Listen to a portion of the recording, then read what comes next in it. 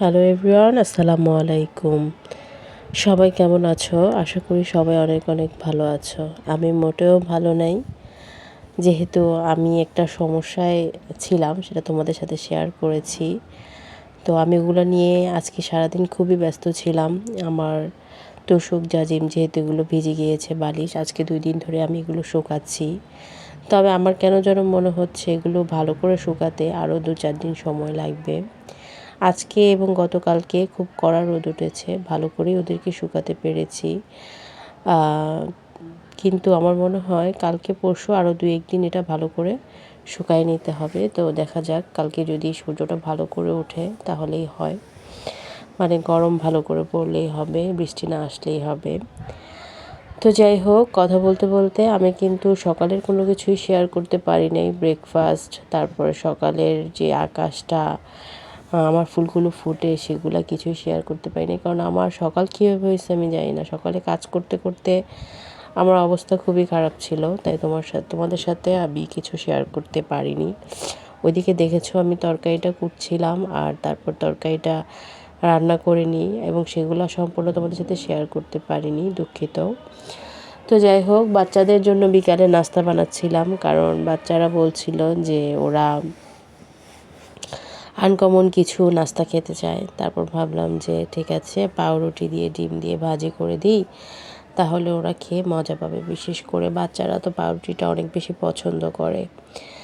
তো যাই হোক, আর এটা কিন্তু অনেক দিন পরেই বানালাম, এবং খেয়ে আমাদেরও ভালো লেগেছে, মানে ওর বাবার আমাদের। আর কি বলবো, আমি আজকে 2-1 দিন ধরে এগুলো টানাটানি করতে করতে আমার কোমরের প্রচণ্ড ব্যথা, শরীরে প্রচণ্ড ব্যথা হয়ে গিয়েছে। সেজন্য আসলে আমি সেভাবে ব্লগ করতে পারছি না। আমি খুবই অসুস্থতা বোধ করছি। এমনিতে তো টুকিটাকি সমস্যা থাকে, তার মধ্যে আবার এগুলো হঠাৎ করে এগুলো টানাটানি করে আমার কোমরে খুবই ব্যথা হচ্ছে। তো যাই হোক, আশা করি 2-1 দিনের মধ্যে সব কিছু ঠিক হয়ে যাবে, তখন তোমাদের সাথে খুব ভালো করে ব্লগ শেয়ার করতে পারবো। তো যে যেখান থেকেই বসে আমার ব্লগটি দেখছো, তোমাদের কাছে একটা রিকোয়েস্ট থাকবে যে প্লিজ আমার চ্যানেলটা সাবস্ক্রাইব করবে, আর হচ্ছে লাইক করে দিবে, এবং ভালো একটা কমেন্ট করবে। আর যে আপুগুলো আমার ভিডিওতে ভালো কমেন্ট করো, তোমাদেরকে অনেক অনেক ধন্যবাদ।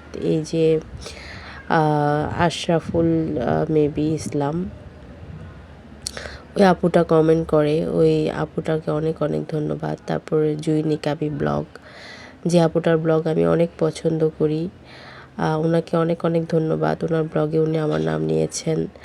আসলে 2 দিন ধরে নানা কর্মব্যস্ততায় আমি এগুলো শেয়ার, মানে আমার এই ধন্যবাদ দেওয়াটা বা আপুর কথা বলাটা আমি শেয়ার করতে পারিনি, দুঃখিত। সবাই আপুকে সাপোর্ট করবে, আপুর পাশে থাকবে। তো যাই হোক, তার সাথে সাথে আরও আপুরা আমাকে কমেন্ট করে, কিন্তু তাদের নামটা আমার মনে থাকে না যখন আমি ভয়েস ওভার দিই। তবে যখন আমার মনে পড়বে আমি অবশ্যই বলবো। তো এইদিকে আমার নাস্তা বানানো শেষ তোমাদের সাথে কথা বলতে বলতে। তারপর বিকেলে একটু শুয়েছিলাম, মানে শোয়া থেকে ওঠার পরেই তো নাস্তা বানিয়েছি, কিন্তু দুপুরে খাওয়ার পরে আর এগুলো ধোয়া হয়নি। তো ভাবলাম যে এই প্লেট বাটিগুলো একটু ধুয়ে নিই। তো এখানে প্লেট বাটিগুলো একটু ধুয়ে নিচ্ছিলাম। আর প্রচণ্ড ঠান্ডা লেগেছে আমার, একটু সাইনোসিসের প্রবলেম বলে এটাকে মেবি। একটু ধুলাবালি ঘাটলেই আমার খুবই ঠান্ডা লেগে যায়, শুধু হাঁচি আসে, খুবই বাজে অবস্থা। মানে ওষুধ খেলেও এসব ঠান্ডা ভালো হয় না।